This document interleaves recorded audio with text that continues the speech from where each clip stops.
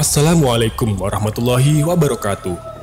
Hai semuanya, kali ini saya akan menceritakan tentang pocong Pak Sumar yang gentayangan setelah 7 hari meninggalnya. Sebenarnya, apa yang dicari pocong Pak Sumar sampai gentayangan menghantui warga? Langsung saja kita mulai ceritanya. Mode Wingit dimulai.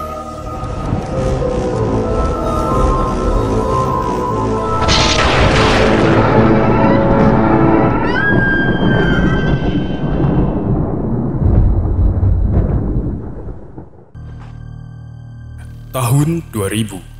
Saat itu, aku baru duduk di kelas 1 SD. Aku tinggal di salah satu desa pinggiran kota di Jawa Tengah.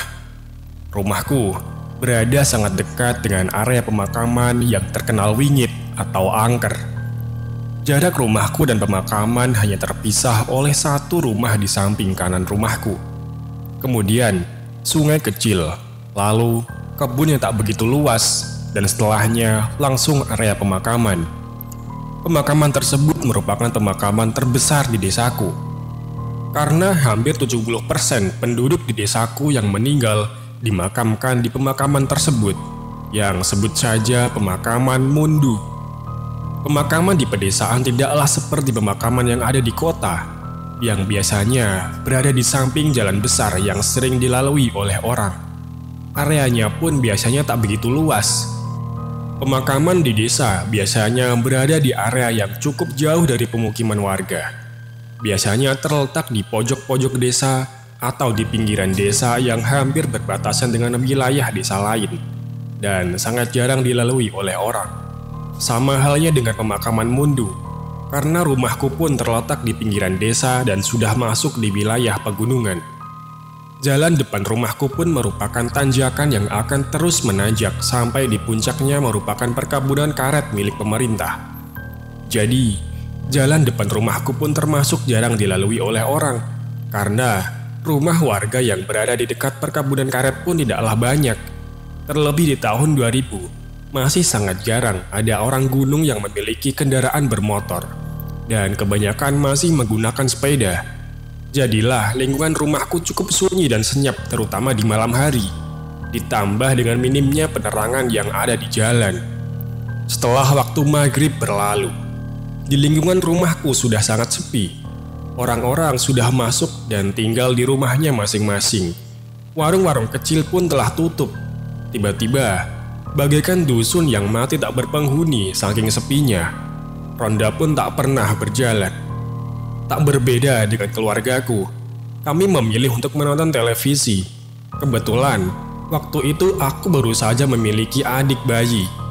Jadi yang awalnya aku masih tidur bersama ibuku, karena sekarang ada adikku, akhirnya aku mulai dibiasakan untuk tidur sendiri di kamar yang memang sudah lama disiapkan khusus oleh orang tuaku untuk aku tempati.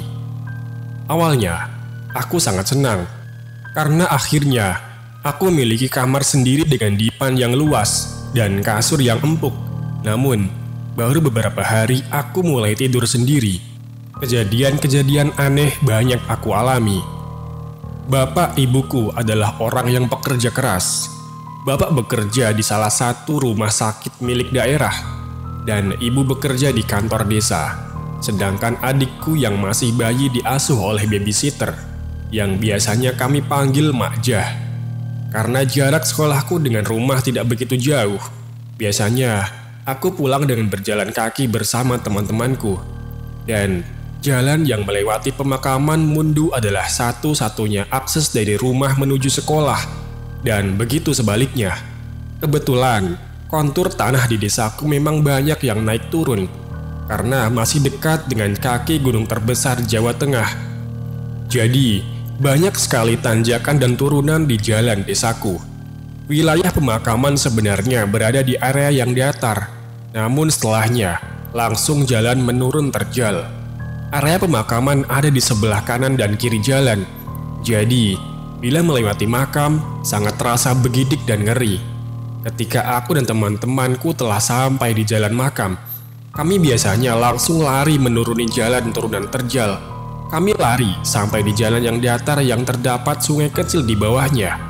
Entah mengapa, Kami selalu takut ketika melewati pemakaman Mundu, meskipun itu di siang hari. Sampai suatu hari, waktu itu adalah hari Kamis, pagi hari. Seperti biasa, aku bangun dan meminum susu yang telah disiapkan oleh ibu. Kemudian, aku sarapan pagi, mandi dan berangkat sekolah dengan diantar oleh ibu. Sekalian, ibu berangkat kerja. Jam pulang sekolah pun tiba. Aku pulang dengan berjalan kaki seperti biasanya. Sesampainya di rumah, aku melihat adik bayiku sedang tertidur. Mak Jah sedang menyiapkan makan siang untukku. Entah mengapa, hari itu aku merasa sangat lelah. Aku pun merasa agak pusing. "Mak, aku kok agak pusing ya?"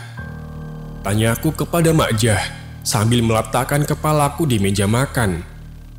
"Walah nak, paling kamu hanya kelaparan. Cepet makan ya, ini Mak Jah udah goreng ikan bandeng kesukaanmu," jawab Mak Jah dengan senyum ramahnya sambil menyodorkan piring berisi nasi putih hangat dan lauk ikan bandeng. "Mak, aku minta tolong dibuatkan teh ya," pintaku kepada Mak Jah. "Iya nak, apa tadi banyak tugas dan PR dari bu guru? Kok jadi pusing nak?" tanya Mak Jah sambil menuangkan beberapa sendok gula ke cangkir kecil. "Enggak kok mak, gak ada PR malahan. Mak, tadi waktu aku lewat di pemakaman, aku kok kayak mencium bau busuk ya. Pasti jalanan turun itu. Tapi itu bukan bau busuk bunga bangkai. Aneh baunya." Aku berusaha menceritakan yang aku alami kepada Mak Jah.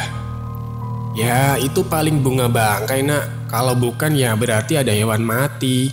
Paling ada anjing mati lagi yang dibuang di situ," jawab Mak Jah tenang sambil menyodorkan secangkir teh hangat. Persis di bawah area makam, tepatnya di wilayah kebun, memang sangat sering digunakan sebagai tempat membuang sebungkus kepala anjing dan beberapa tulangnya. Karena entah kebiasaan warga mana yang sangat suka berpesta dengan mengkonsumsi daging anjing, lalu kepalanya dibuang di bawah area pemakaman. Menurut kabar yang beredar, warga yang berada dekat dengan kebun karet yang suka melakukan sambil berjudi. Setelah selesai makan siang, aku masuk ke kamar adikku. Aku memainkan pipinya karena gemas. Namun tiba-tiba saja adikku menangis kencang. Mak Jah pun datang mencoba menggendongnya. Tetapi adikku tetap saja menangis, malah semakin kencang. Aku pun merasa bersalah karena aku telah mengganggu adikku yang sedang tertidur pulas. Kebetulan di kamar adikku terdapat jendela kayu yang lumayan tinggi. Dari jendela tersebut kita bisa langsung melihat area perkebunan yang rimbun dengan pohon singkong. Dan terlihat juga satu pohon yang menjulang tinggi, yaitu pohon petai. Karena waktu itu aku masih pendek. Jika ingin melihat ke area kebun melalui jendela harus naik terlebih dahulu ke dipan. Karena jendela memang berada di atas dipan kasur.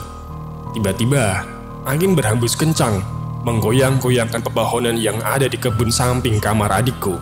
Sementara adikku masih saja menangis. Aku mencoba menaiki dipan dan mengintip keluar jendela. Awan menjadi sangat mendung, padahal masih pukul 1:30 siang. Aku melihat ke arah pohon petai yang menjulang tinggi. Kebetulan, saat itu daun-daun pohon petai sedang meranggas dan menyisakan ranting-rantingnya yang kecil dan panjang berwarna coklat kehitaman. Di salah satu rantingnya, aku tak sengaja menangkap seekor burung kecil berwarna coklat dengan sedikit bulu putih. Lalu, bunyi burung itu. Dia berbunyi keras dan nyaring sekali serta berulang-ulang.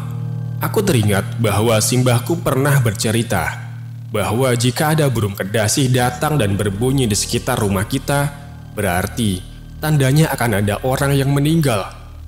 Entah itu tetangga kita atau malah keluarga kita sendiri. Aku semakin merasa pusing. Kepalaku sakit sekali mendengar bunyi burung kedasih ditambah tangisan adikku. Aku pun keluar dari kamar adikku dan menuju kamarku yang berada di samping ruang tamu. Sedangkan kamar ibu dan adikku ada di belakang dekat kamar mandi. Adikku sudah sedikit tenang saat digendong dengan diayunkan pelan oleh Mak Jah. Aku mencoba untuk tidur, tapi suara burung kedasih masih terdengar jelas. Aku menutup kepalaku dengan bantal, tetapi Suara burung kedasi masih saja terdengar meskipun sedikit menyamar. Aku berpikir, apakah benar yang diceritakan oleh simbahku tentang burung kedasi ini? Akhirnya, tak terasa aku tertidur. Saat aku terbangun, jam sudah menunjukkan pukul 5:30. Ibuku sudah pulang dan sedang menggendong adikku sambil melihat halaman depan dari jendela ruang tamu. Sedangkan Mak Jah pulang ke rumah ketika ibuku pulang kerja pukul 4. "Melihat apa, Bu?" tanyaku seraya menghampiri ibu dan sambil mengucek mataku. "Gak apa-apa, Nak. Ibu cuma lagi lihat jalan depan. Kamu cepat mandi, setelah itu wudhu sekalian sholat maghrib," perintah ibuku sambil tersenyum. "Iya, Bu, Bapak kok belum pulang?" tanyaku sambil mencium pipi adikku. "Iya, belum. Bapakmu disuruh nemenin Pak Derikun bawa ambulan ke kota es. Paling baru pulang nanti malam." Aku pun langsung ke kamar mandi untuk mandi kemudian sholat maghrib. Setelah sholat maghrib seperti biasa, aku menonton televisi sampai adzan isya. Aku pun sholat isya lalu bersiap untuk tidur. Rumah terasa lebih sepi karena bapak belum pulang. Adikku pun tertidur sejak sore tadi. Ibu mungkin juga kelelahan dan akhirnya ikut tertidur di kamar bersama adikku. Di kamar, aku mencoba belajar dengan membaca buku pelajaran bahasa Indonesia. Malam hari di lingkunganku memang selalu sunyi dan senyap. Hanya suara jangkrik dan sesekali suara katak yang terdengar. Sudah pukul 9, namun aku masih belum mengantuk. Mungkin karena sore tadi aku tertidur sampai menjelang maghrib. Tiba-tiba, suara burung kedasi berbunyi lagi. Sangat jelas, karena heningnya malam, burung itu berbunyi dengan sangat nyaring. Aku merasa ketakutan berada di kamar sendiri. Akhirnya, aku berlari keluar kamarku menuju kamar ibu dan adikku. Mereka masih terlelap tidur, dan justru suara burung kedasi semakin terdengar jelas di kamar ibu. Dugaanku, burung tersebut kembali bertengger di salah satu ranting pohon petai. Aku pun menggoyang-goyangkan tubuh ibu berusaha membangunkan. Bu, bangun Bu, aku takut. Ada suara burung kedasi malam-malam begini. Ada apa ya, Bu? Ibuku terkaget karena aku menggoyangkan badannya dengan keras. Apa sih, Nak? Gak apa-apa, udah kamu tidur aja. Nanti malah adikmu bangun, susah tidurnya lagi. Jawab ibu sambil setengah merem dan memiringkan badannya membelakangiku. Aku pun sedikit kesal dan kembali ke kamarku. Burung kedasi masih berbunyi, hanya saja tidak sesering tadi siang. Dari bunyi pertama ke bunyi kedua, ada jarak beberapa menit. Suaranya pun lebih pelan dan mendayu-dayu. Akhirnya, aku pun bisa tertidur. Sampai tiba-tiba aku terbangun. Aku mendengar suara pintu depan diketuk. Kulirik jam dinding di kamarku pukul 2 dini hari. Aku dengarkan dengan seksama. Pintu masih diketuk. Kemudian berhenti dan hening. Dan jendela kamarku diketuk. Karena memang jendela kamarku langsung menghadap ke arah halaman depan. Jingga, bukain bapak pintu. Aku pun menghela nafas lega.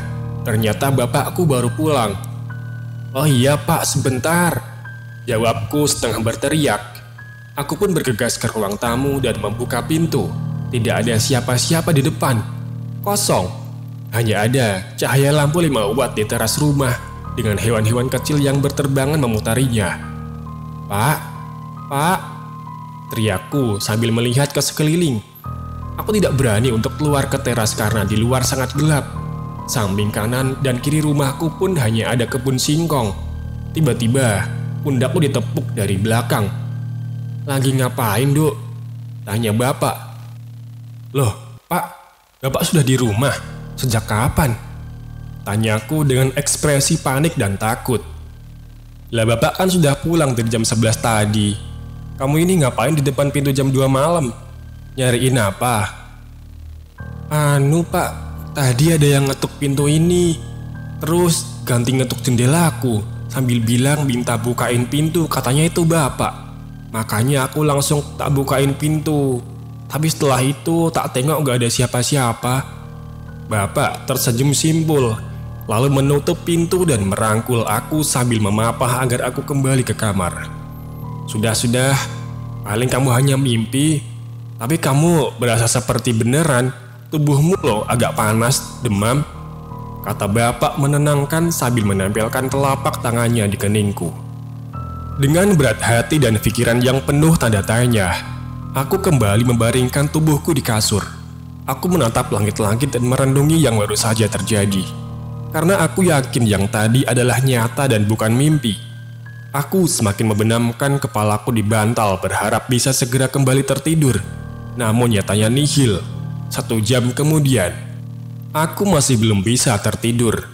Pukul 3, tiba-tiba aku mendengar ada teriakan minta tolong dari seorang laki-laki. Aku sangat terkejut dan bingung. Aku langsung beranjak menjadi posisi terduduk di kasur. Tolong, tolong, tolong, teriak laki-laki tersebut. Teriakannya berulang sampai 3 kali, sampai akhirnya berhenti.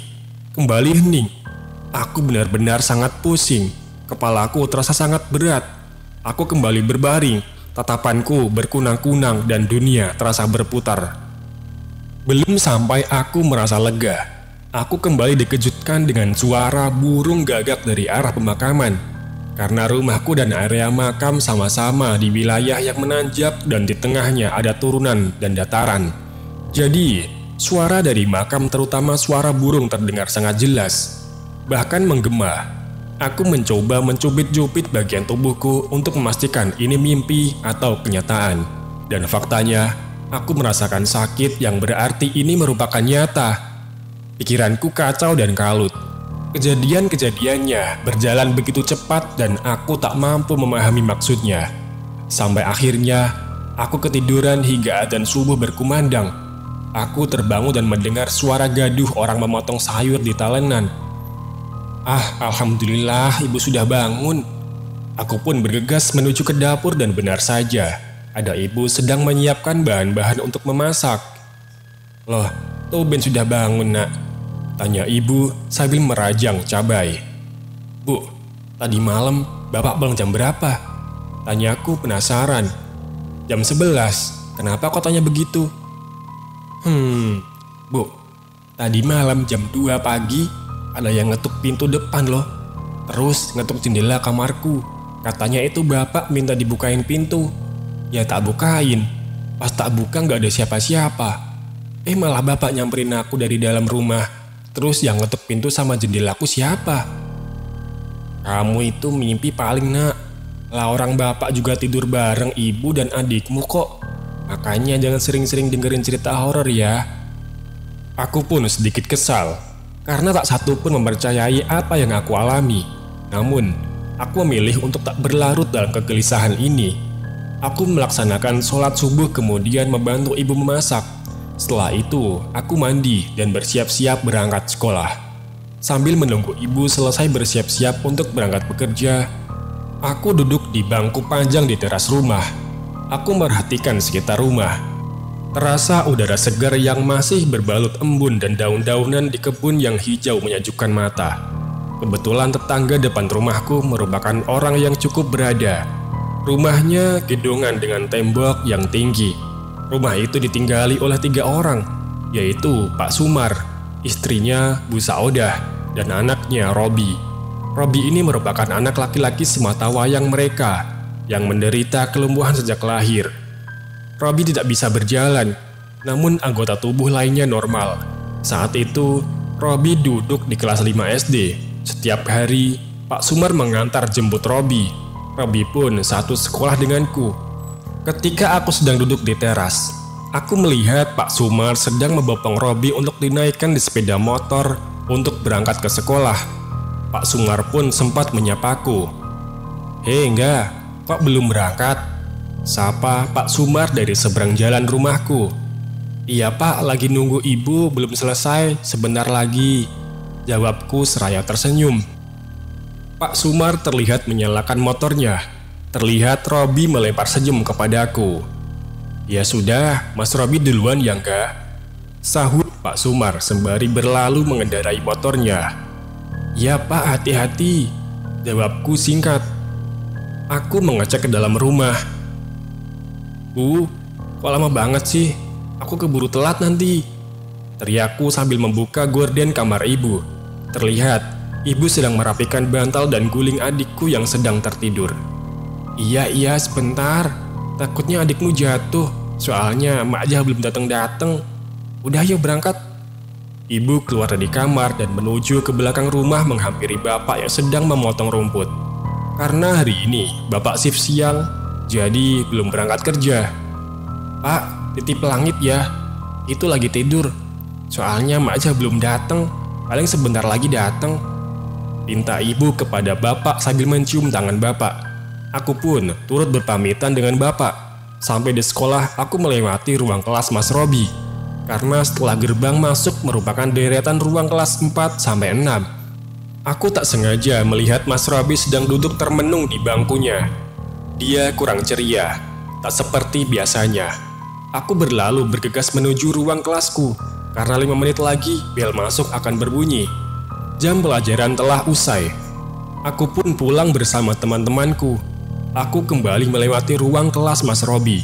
Kulihat, dia masih duduk di bangkunya, yang berarti Pak Sumar belum datang menjemputnya. Tumben. Padahal biasanya Pak Sumar tak pernah telat menjemput Mas Robi, barang semenit pun. Aku pun berhenti sejenak di pintu ruang kelasnya. Mas, belum dijemput?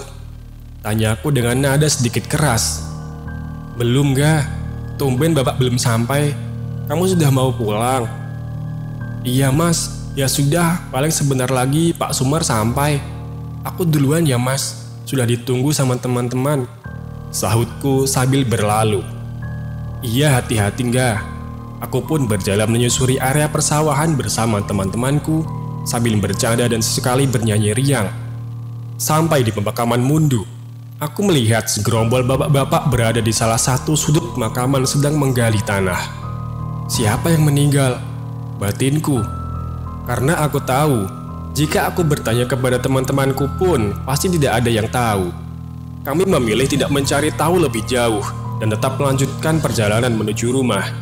Saat aku sudah hampir sampai di rumah, aku melihat bendera putih di halaman Pak Sumar. Di sana pun telah ramai orang mengenakan pakaian serba hitam. Aku pun berlari menuju rumah dan langsung mencari Mak Jah. Ternyata saat aku masuk ke kamar adikku, di sana sudah ada ibu sedang mengganti pakaiannya dengan tergesa-gesa. Nak, Pak Sumar meninggal. Jelas ibuku singkat. Aku pun sangat terkejut dan setengah tak percaya. Beneran bu? Kapan? Kok bisa? Tanyaku kaget. Tadi jam 10 pagi. Kecelakaan. Kepalanya ketabrak truk tonton. Kamu di rumah saja jagain adikmu. Soalnya Mbak Jah juga bantu-bantu di rumah almarhum. Jawab ibuku sambil bergegas keluar rumah. Aku pun sangat syok mendengar penjelasan ibu. Benar-benar tidak percaya. Karena baru tadi pagi aku melihat Pak Sumar dalam keadaan baik-baik saja. Lalu, aku justru terfikirkan Mas Robi yang masih ada di sekolah. Apakah sudah ada yang menjemput atau belum?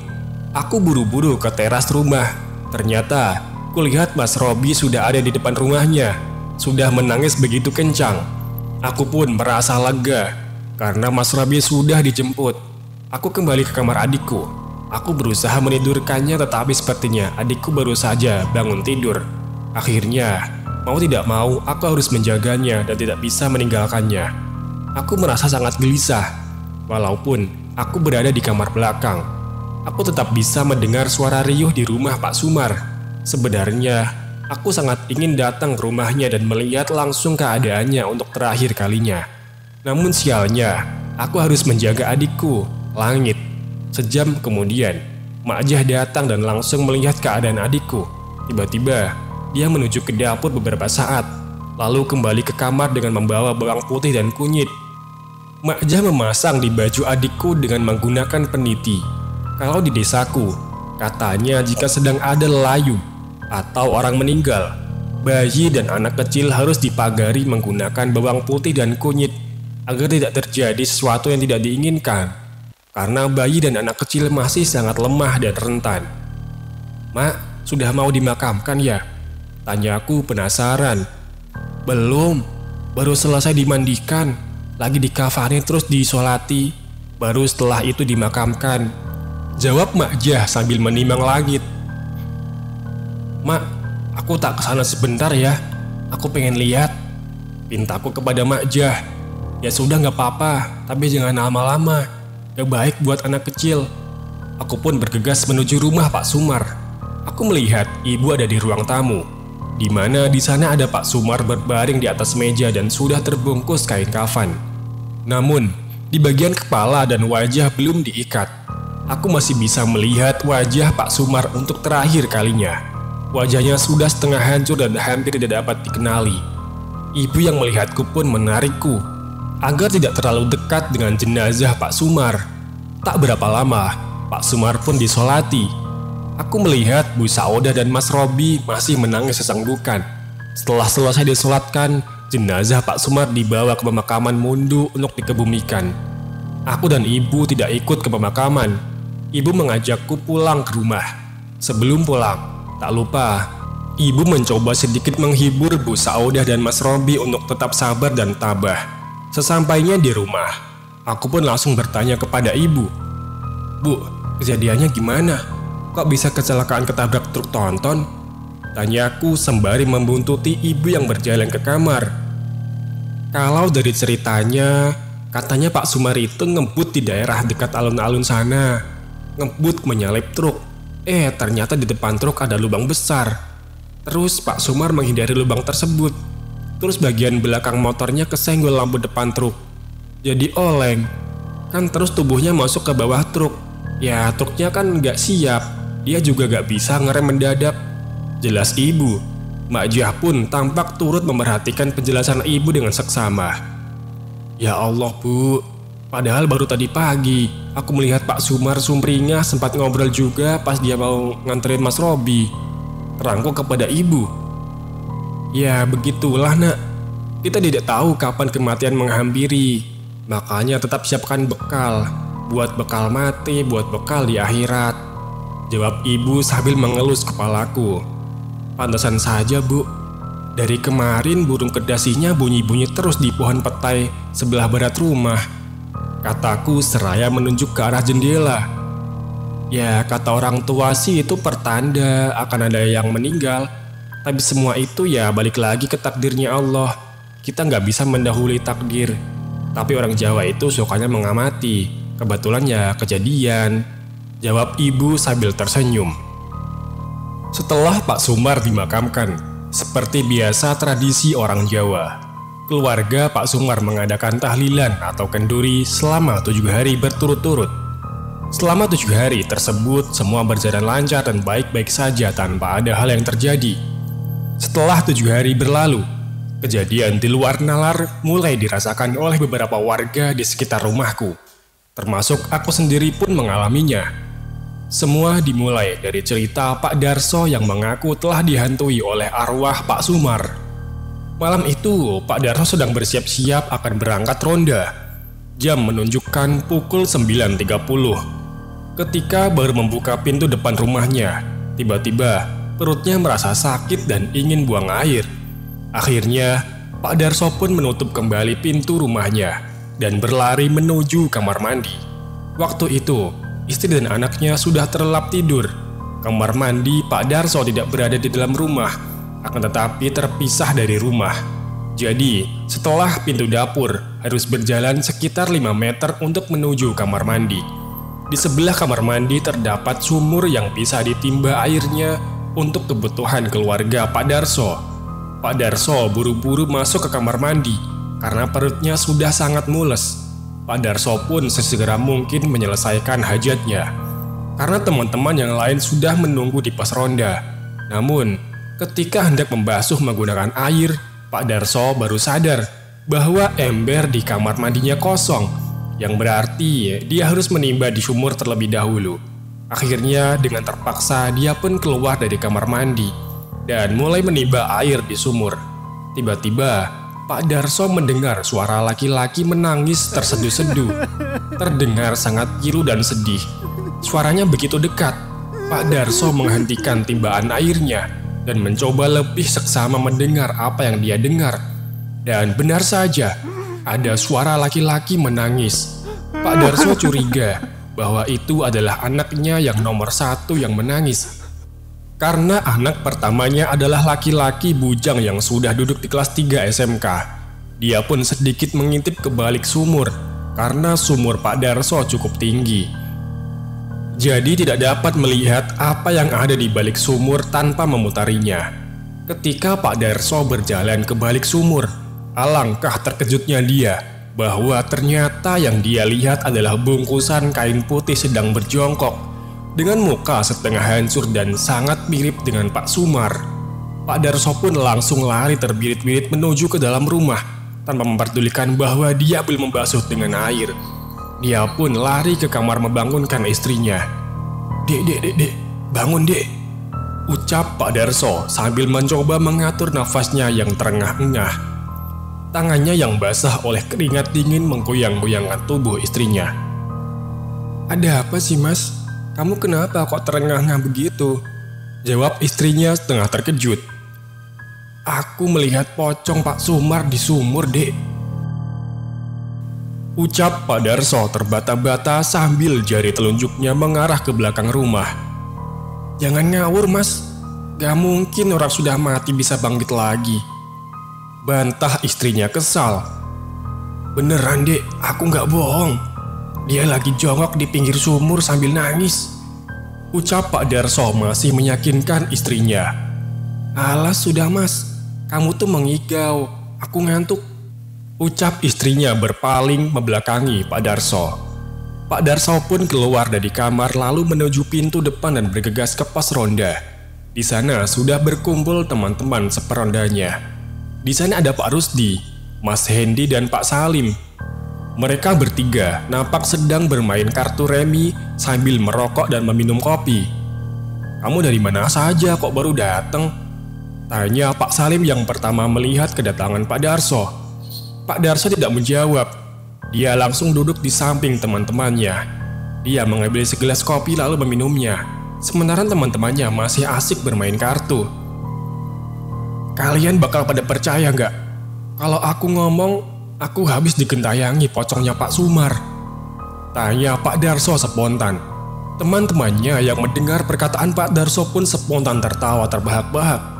Mereka mengejek Pak Darso bahwa dia sedang mengigau dan berimajinasi. So, kamu ini kenapa sih? Datang-datang kok malah ngomong yang gak jelas. Kayaknya kamu ini kurang piknik. Ejek Pak Rusdi menertawai Pak Darso yang disambut tertawaan dari Mas Hendy dan Pak Salim. Pak, kayaknya kamu ini hanya kebayang-bayang sama Pak Sumar. Lah orang dulu kan teman dekat kan Pak? Ucap Mas Hendy menengahi. Pak Darso hanya diam dengan ekspresi kesal kepada teman-temannya. Belum sampai Pak Darso menjawab, tiba-tiba ada yang mengetuk-ngetuk kayu bagian belakang pos ronda. Pak Darso dan lainnya pun terdiam sejenak. Namun suara itu masih berulang-ulang. Suara apa itu? Pasti ada yang usil ini. Siapa yang di belakang? Jangan bercanda, bentak Pak Salim kesal. Tidak ada jawaban. Justru suara orang mengetuk-ngetuk kayu belakang semakin cepat dan kencang. Pak Darso pun ketakutan. Kayaknya itu Pak Sumar. Kayaknya dia nih, ucap Pak Darso dengan bibir gemetar dan ekspresi ketakutan. Mereka pun sepakat untuk mengecek bersama-sama ke belakang pos ronda. Mereka berempat saling dorong satu sama lain agar menjadi yang paling depan. Akhirnya, setelah sampai di bagian belakang pos ronda, yang mereka lihat adalah pocong yang sedang mengetuk-ngetukkan kepalanya di kayu bagian belakang pos ronda. Wajahnya setengah hancur ketika menengok ke arah Pak Darso dan ketiga temannya. Mereka berempat pun lari tunggang langgang menuju rumah masing-masing, dan tak ada yang berani keluar rumah lagi. Selepas kejadian tersebut, berita tentang arwah Pak Sumar yang gentayangan pun tersebar dengan cepat dari mulut ke mulut. Warga di sekitar rumahku pun menjadi sangat ketakutan dan tidak ada yang berani berada di luar rumah setelah maghrib tiba. Berita tersebut pun sampai di telinga Bu Saudah dan Mas Robi. Mereka tidak percaya dan tidak terima dengan kabar yang beredar di warga sekitar. Mereka mengaku tidak pernah sekalipun dihantui oleh arwah suami dan bapaknya itu. Akibat berita yang beredar, Bu Saudah dan Mas Robi memilih mengucilkan diri dari masyarakat. Mereka jarang sekali terlihat keluar rumah, kecuali saat Mas Robi sekolah. Bu Saudah hanya mengandalkan uang pesangon dan uang asuransi almarhum suaminya untuk hidup sehari-hari. Malam itu selepas Isya, Pak Mislam yang merupakan seorang takmir musola di dekat rumahku baru saja selesai membersihkan musola hendak bersiap untuk pulang. Pak Mislam ini bisa dibilang orang yang sangat religius. Tak heran, dia dijadikan takmir musola oleh warga di sekitar rumahku. Pak Mislam telah selesai menyapu seluruh bagian lantai musola dan membereskan sajadah serta peralatan ibadah yang lain. Dia pun mematikan semua lampu musola dan bergegas mengunci pintu musola. Ketika dia sedang mengunci, dia seperti melihat bayangan putih memantul di kaca pintu musola, yang berarti bayangan tersebut ada di belakang Pak Mislam. Karena mata Pak Mislam sudah sedikit rabun, dia tidak begitu jelas melihat bayangan apa sebenarnya itu. Dia pun membalikkan badannya, dan dia melihat pocong sedang berdiri tegap di halaman musola tepat di bawah tangga musola. Pak Mislam yang imannya kuat pun beristighfar dan merapalkan ayat kursi. Menurut penuturan Pak Mislam, pocong itu memang mirip dengan wajah Pak Sumar yang sudah setengah hancur. Terhitung sudah 7 kali Pak Sumar merapalkan ayat kursi. Akan tetapi, pocong itu bukannya pergi dan menghilang, justru menangis terseduh-seduh. Pak Mislam pun mencoba bertanya, "Kamu ada keperluan apa kok mengganggu warga sini?" Tanya Pak Mislam kepada pocong tersebut. Pocong itu tidak menjawab dan tetap menangis. "Kalau kamu gak mau bilang, ya sudah saya pamit mau pulang dulu," ucap Pak Mislam seraya berlalu meninggalkan pocong tersebut. Baru beberapa langkah Pak Mislam berjalan, Pak Mislam menengok ke belakang dan sosok tersebut sudah menghilang. Pak Mislam pun mulai merasa merinding dan mempercepat langkahnya menuju rumah lalu menceritakan kejadian yang baru saja dia alami kepada istrinya. Keesokan paginya, istri Pak Mislam menceritakan kejadian yang dialami oleh suaminya kepada para tetangga, ibu-ibu yang kebetulan sedang belanja sayur bersama. "Ya Allah, kok bisa ya almarhum Pak Sumar gentayangan? Kenapa kok nggak tenang di alam sana?" Tanggap salah satu ibu yang sedang berbelanja ketika selesai mendengar cerita istri Pak Mislam. "Iya, padahal Pak Sumar dulu orangnya baik ya. Ya walaupun emang jarang berkumpul dengan tetangga, tapi seenggaknya nggak pernah bikin tingkah yang macam-macam," sahut ibu yang lain. Pagi-pagi buta, sekitar pukul 2.30, Bu Misem, seorang pedagang sayur keliling. Dia hendak berangkat ke pasar besar di kota, karena dia berdagang menggunakan sepeda ontel dengan keranjang di samping kanan dan kiri. Maka, mau tidak mau, dia harus berangkat lebih awal ke pasar agar masih mendapatkan sayur-sayuran segar dan lengkap. Bu Misem ini rumahnya ada di atas rumahku agak jauh, hampir di dekat hutan karet. Jadi, ketika dia berangkat dan pulang, dia selalu menuntun sepedanya. Kebetulan sebelah barat rumah Pak Sumar persis merupakan jalan kecil alternatif menuju desa sebelah yang mengarah langsung ke pasar. Jalan tersebut hanya berkapasitas 1 pengendara sepeda atau sepeda motor. Jika berpapasan pun akan sangat sulit sekali, saking sempitnya jalan itu. Dan Bu Misem memang selalu lewat jalan tersebut ketika pergi dan pulang dari pasar. Saat dia sampai di sebelah barat rumah Pak Sumar, dia merasakan hawa yang lebih dingin dari sebelumnya.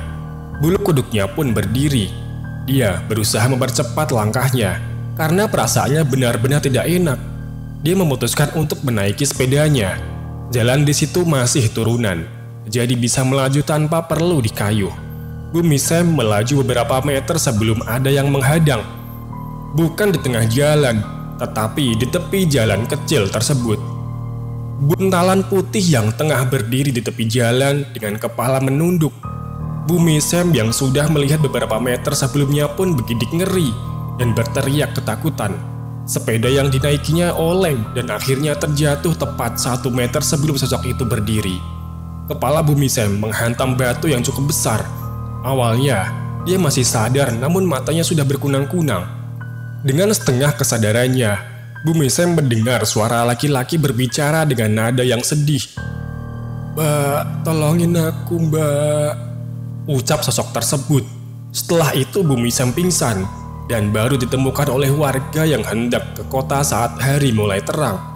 Bumi Sam dibawa ke rumahku karena rumahku adalah yang paling dekat kedua dari lokasi kejadian. Sebenarnya lebih dekat dengan rumah almarhum Pak Sumar. Namun karena Bu Saudah dan Mas Robi tidak pernah keluar dari rumah, warga pun tidak enak hati jika harus mengganggunya. Aku yang melihat Bumi Sam pingsan dengan sedikit luka di dahinya terkejut. Ibuku mengambilkan air putih hangat dan minyak kayu putih. Bumi Sam diberi minum dan beberapa saat kemudian tersadar. Dia sangat ketakutan dan badannya gemetar. Tak lama setelah itu, suami Bumi Sam datang untuk menjemput. Karena memang ada satu warga yang memberi kabar kepada suami Bumi Sam di rumah. Saat suaminya datang, Bumi Sam menangis jadi-jadinya sambil memeluk suaminya. Dia merasa tidak jelas, seperti ingin menceritakan sesuatu, tetapi masih sangat ketakutan. Setelah ditenangkan oleh suaminya, akhirnya Bumi Sam bisa bercerita walaupun dengan sedikit terbata. "Tadi waktu aku lewat di barat rumah Pak Sumar, ada pocongnya. Pak Sumar menghadangku di jalan itu. Aku ya ketakutan banget, terus oleng, terus jatuh. Aku sempat teriak-teriak, tapi jam segitu belum ada yang bangun." Jelas Bumi Sam sambil mengelap sisa air matanya. Beberapa warga yang berkerumun di rumahku dan mendengar cerita Bumi Sam pun mulai geram dengan gangguan yang dilakukan almarhum Pak Sumar yang mulai merugikan warga. Wah, kalau begini terus, bisa-bisa semua warga di sini bakal diganggu. Kalau sampai bikin warga terluka ya mau gak mau kita harus ambil tindakan. Teriak salah satu warga dan disetujui oleh warga yang lain. Namun Bumi Sam kembali angkat suara. Sebentar. Bapak-bapak, ibu-ibu. Tadi waktu itu aku sudah mau pingsan. Aku sempat mendengar pocongnya ngomong, "Mbak, tolongin aku, Mbak." Gitu. Coba, apa jangan-jangan ada yang tidak beres? Ucap Bumi Sam menenangkan warga. Warga di situ terdiam sejenak dan saling berpandang satu sama lain. Mereka pun bertanya-tanya ada apa sebenarnya. Tak berselang lama, Bumi Sam dan suaminya pamit untuk pulang dan mengucapkan terima kasih kepada keluargaku karena telah menyediakan tempat untuk menolongnya. Sedangkan warga yang lain satu persatu membubarkan diri dengan pertanyaan yang masih mengganjal di pikiran mereka masing-masing. Selepas sholat maghrib, aku diperintah ibu untuk membeli gula di warung. Kebetulan, warung terdekat dari rumahku ada di atas sekitar 20 meter. Awalnya, aku menolak karena takut. Akan tetapi, ibu memaksa. Aku pun luluh karena aku kasihan melihat ibu yang sedang menidurkan adikku. Sementara seharian tadi ibu sudah lelah bekerja. Aku pun pergi ke warung sendirian. Jalanan sangat sepi malam itu. Karena seperti sudah kubilang sejak ada kabar yang beredar tentang arwah Pak Sumar gentayangan, tidak ada warga yang berani berada di luar rumah setelah maghrib tiba. Aku setengah berlari menuju warung. Beruntung, warung masih buka walaupun sudah tertutup setengahnya. Aku pun membeli gula lalu bergegas pulang. Di jalan pulang, aku lagi-lagi setengah berlari. Aku melewati 2 rumah warga dan 2 kebun milik warga. Ketika sudah mendekati rumahku, di pojokan kebun ada semak-semak dan ilalang yang cukup tinggi. Aku mendengar ada suara laki-laki menangis, dan ku dengar sumber suara tersebut dari semak-semak. Awalnya aku ragu. Aku pikir, aku hanyalah terlalu parno dan termakan sugestiku sendiri. Aku mencoba mendengarkan lebih seksama dengan berhenti di samping semak-semak, dan semak-semak tersebut bergoyang-goyang seperti ada yang bersembunyi di baliknya. Aku melihat ada kain putih yang bergerak-gerak di balik semak-semak tersebut. Aku pun langsung berlari menuju rumahku dan buru-buru masuk ke dalam rumah. "Ada apa nak, kok lari-lari?" tanya ibuku di ruang tamu setengah mengagetkanku. "Gara-gara ibu nih maksa aku ke warung. Tadi pas balik aku dihantui Pak Sumar di semak-semak pojokan kebun situ." Umpatku dengan sedikit kesal kepada ibu. Hari-hari berlalu. Semakin banyak warga yang mengaku telah dihantui oleh pocong Pak Sumar. Desas-desus itu semakin luas tersebar sampai ke seluruh penjuru desa. Salah satu warga di dekat rumahku melaporkan hal ini kepada kepala desa. Namun, sampai sejauh ini, tidak ada tindakan ataupun musyawarah apapun mengenai hal ini. Sampai pada akhirnya, pada suatu malam, lagi-lagi Pak Mislam selepas sholat Isya sedang beberes di musola, bersiap hendak pulang. Dan lagi-lagi sudah ada yang menunggu di halaman musola. Masih sosok yang sama seperti sebelumnya. Sosok itu lagi-lagi menangis terseduh-seduh dengan kepala menunduk. Pak Mislam pun beristighfar sebanyak 3 kali, lalu menarik nafas panjang. Bismillah, maaf ya Pak atau Mas, kamu sebenarnya ada keperluan apa di desa ini? Kamu pastinya sudah mengerti kalau warga sini sudah resah banget dengan gangguan yang dilakukan olehmu. Saya minta dengan sangat ke kamu, kalau memang tidak ada keperluan apa-apa, silakan jangan kembali lagi ke desa ini. Yang tenang di alam sana. Tapi kalau memang ada yang mau kamu sampaikan ke saya, silakan, siapa tahu saya bisa bantu masalahmu. Ucap Pak Mislam dengan tenang kepada sosok itu. Sosok itu masih menangis, dan tak lama kemudian sosok tersebut mulai bicara. Pak, saya ini harusnya belum waktunya mati. Kalau saya mati, siapa yang mengurus anak saya Robi? Kamu tahu kan keadaannya Robi kayak gimana? Jawab sosok tersebut masih menangis. Pak, yang ikhlas ya. Semua ini sudah takdir dari Allah. Pak Sumar tenang saja, kan masih ada istrimu Bu Saudah yang bisa merawat Robi. Jawab Pak Mislam menenangkan. Mendengar jawaban Pak Mislam, sosok tersebut justru semakin menangis sesenggukan. Pak, saya bicara jujur dengan kamu. Istri saya itu ada hubungan dengan pria lain. Dia juga nggak sampai hati dalam merawat Robi, karena kondisi Robi yang seperti itu nggak sempurna. Kadang malah nggak mau mengakui kalau Robi itu anaknya. Ucap sosok tersebut dengan tangis yang terseduh-seduh. Akhirnya Pak Mislam pun mengetahui segala permasalahan yang membuat arwah Pak Sumar tidak tenang. Pak Mislam mencoba membujuk Pak Sumar untuk tidak mengganggu warga di sini lagi. Sementara Pak Mislam akan merundingkan dengan beberapa warga yang dapat dipercaya tentang masalah Pak Sumar ini. Keesokan harinya, selepas sholat Isya berjamaah di musola, Pak Mislam melarang beberapa warga untuk pulang terlebih dahulu. Pak Mislam menyampaikan bahwa ada hal yang perlu dirundingkan bersama. Di sana ada Pak Salim, Pak Darso, Pak Rizwan, dan Mas Ipul. Mereka pun melingkar di dalam musola dan dibuka dengan salam oleh Pak Mislam. Kemudian dilanjutkan dengan basa-basi untuk mengawali musyawarah malam itu. Beginilah bapak-bapak, saya kumpulkan di sini karena ada yang mau saya sampaikan berkaitan dengan almarhum Pak Sumar.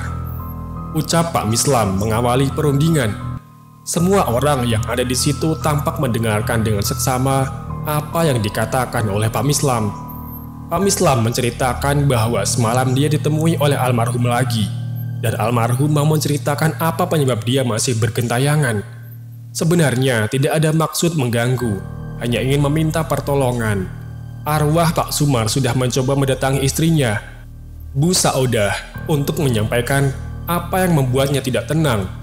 Akan tetapi, Bu Saudah sudah keras hatinya, tidak terpengaruh apapun dengan ucapan arwah Pak Sumar, dan justru menganggap dirinya sedang berimajinasi saja bertemu dengan almarhum suaminya itu.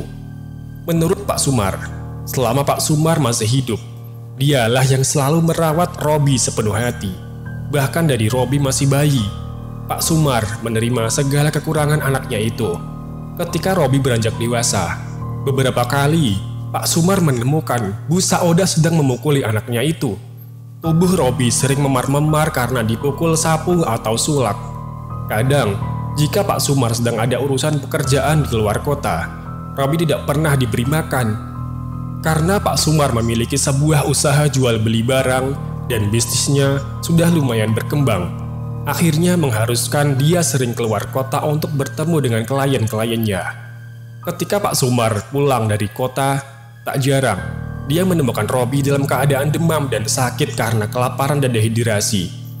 Pak Sumar sempat akan memperkerjakan orang khusus untuk merawat Robi ketika dia pergi ke kota. Akan tetapi, istrinya selalu melarang dan selalu berjanji tidak akan menyakiti Robi lagi. Namun nyatanya, selalu berakhir sama. Sampai suatu ketika, Pak Sumar memergoki Bu Saudah sedang berteleponan dengan seorang laki-laki dengan panggilan yang mesra. Akan tetapi, karena Pak Sumar ingin menjaga perasaan Robi, akhirnya Pak Sumar memilih untuk pura-pura tidak tahu istrinya itu selingkuh. Semenjak Pak Sumar meninggal, Bu Saudah dan Robi memang sangat jarang terlihat keluar rumah. Robi hanya keluar ketika dirinya sekolah, itu pun selalu dipesankan ojek oleh Bu Saudah untuk mengantar jemput Robi. Memang beberapa kali aku melihat Mas Robi di sekolah belakangan ini badannya semakin kurus dan tak terawat. Sementara Bu Saudah, sangat jarang ada warga yang melihat batang hidungnya. Almarhum Pak Sumar menceritakan bahwa sejak dirinya meninggal, Robi semakin sering disiksa oleh istrinya. Bahkan Bu Saudah sering berhari-hari tidak pulang ke rumah hanya karena berkencan dengan selingkuhannya. Di situ aku baru tahu, berarti Mas Robi pun sering membolos sekolah. Pak Sumar hanya ingin meminta pertolongan kepada warga di sekitar rumahnya agar membantu menjaga Robi dan membantu selalu menasehati istrinya agar berubah.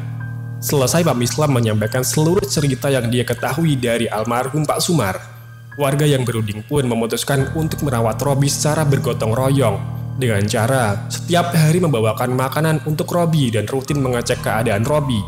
Akhirnya mulai keesokan harinya, warga bergantian ke rumah Bu Saudah membawakan makanan untuk Robi. Karena Bu Saudah ketika ada warga yang berkunjung ke rumah selalu berlagak baik kepada Robi, sangat berbeda dengan yang diceritakan almarhum Pak Sumar. Semenjak perundingan itu, Pak Sumar tidak pernah lagi menampakkan dirinya lagi. Prinsip warga di sini yang terpenting, warga sudah berusaha membantu merawat Robi semampunya. Entah di belakang Bu Saudah bertindak seperti apa kepada Robi, warga sudah tak bisa ikut campur. Beberapa bulan kemudian, Bu Saudah menikah lagi dengan laki-laki yang Pak Sumar sebut sebagai selingkuhan Bu Saudah. Lambat laun, sekitar 2 tahun kemudian, Robi meninggal dunia. Menurut Bu Saudah, Robi terkena kanker tulang. Warga pun percaya saja, karena memang seminggu sebelum Robi meninggal, Robi sempat dirawat di rumah sakit. Namun, lagi-lagi tidak bisa dipastikan apakah Robi benar-benar mengidap kanker tulang atau justru karena disiksa oleh Bu Saudah. Di bawah sinar bulan purnama, air laut. Nah, bagaimana menurut kalian? Coba tulis pendapat kalian di kolom komentar ya. Terima kasih yang sudah mendengarkan. Nantikan cerita-cerita horor lain di channel Udan Wingit. Jangan lupa subscribe. Terima kasih. Wassalamualaikum warahmatullahi wabarakatuh. Di bawah sinar bulan purnama, hati duka jadi senang. Gitar berbunyi riang gembira, jauh malam dari petang.